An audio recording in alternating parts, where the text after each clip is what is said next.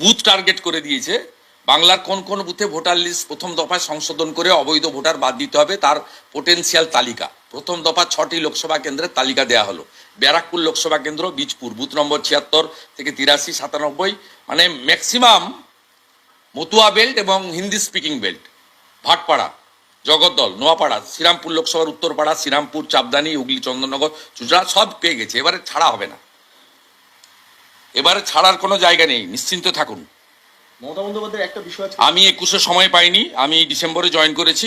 Party এই 18ই জানুয়ারি 2021 গিয়ে মমতা ব্যানার্জি বলেছে আমি এখানে দাঁড়াবো। ওই দিন রাতেই আমাকে সেন্ট্রাল লিডারশিপ বলেছে ফর্মাল অ্যানাউন্সমেন্ট পরে হবে, আপনি ওখানে নন্দীগ্রামে ক্যান্ডিডেট। আমি চ্যালেঞ্জ অ্যাকসেপ্ট করে সেন্ট্রাল লিডারশিপের কথা ওবে করে ওখানে দাঁড়িয়েছি। আমার ভোট হয়েছে 1 এপ্রিল, আমি ওখানে এনগেজ ছিলাম।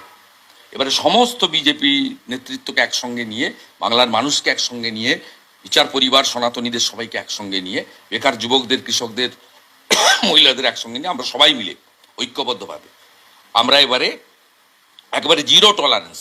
আমি বাংলার মানুষকে বলবো আস্থা রাখুন, এবং নির্বাচন এমন সময় হবে যখন দেখবেন চোর ডাকাতরা কেউ বাইরে নেই। আপনারা অত বেশি উথলা হবেন না, যা করার করা হচ্ছে।